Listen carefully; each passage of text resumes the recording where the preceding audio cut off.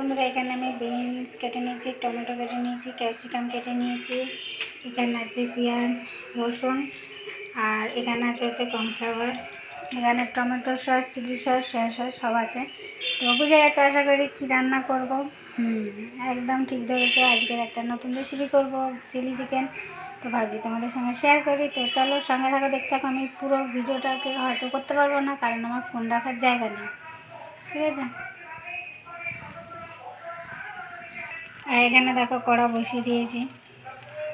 তোমরা আবার বলবে কড়াটা তো কি কালো, এটা হচ্ছে কি বলো, পুড়ে পুড়ে এরকম কালো হয়ে গেছে আর মাজা যাচ্ছে না, সেই জন্য এটাতেই হবে।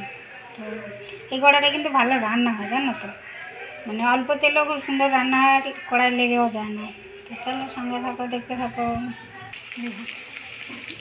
রসুন পেঁয়াজ দেওয়া হয়ে গেছে, রসুনটা একটু হালকা ভাজা হতেই পেঁয়াজটা দিলাম। তোমরা এটা কোন দিকে রাখলে দেখতে পাবো।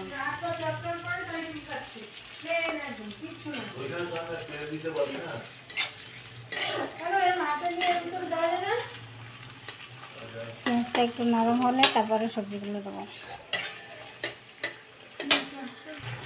দেখো সবজিগুলো আমার এরকম পুরো নরম হয়ে গেছে, দেখতেই পাচ্ছ।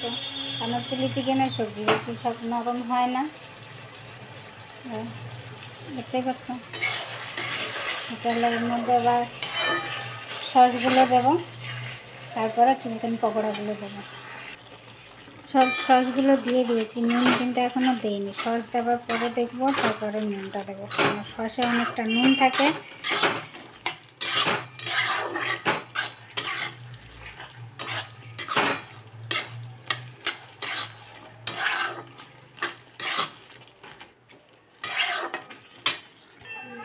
তো দেখো আমার হচ্ছে চিলি চিকেনটা রেডি হয়ে গেছে। তো বুঝতে পারছো কালারটা কেমন হয়েছে, দেখো ঠিক এরকম হয়েছে।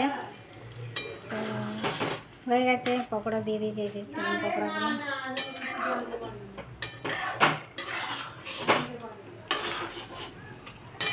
চলো আমার চিলি চিকেন হয়ে গেছে, এবার বন্ধ করে দেবো।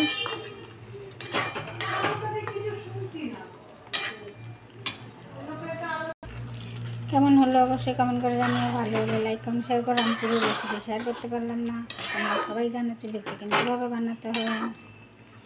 বাই, আজকের মতন টাটা।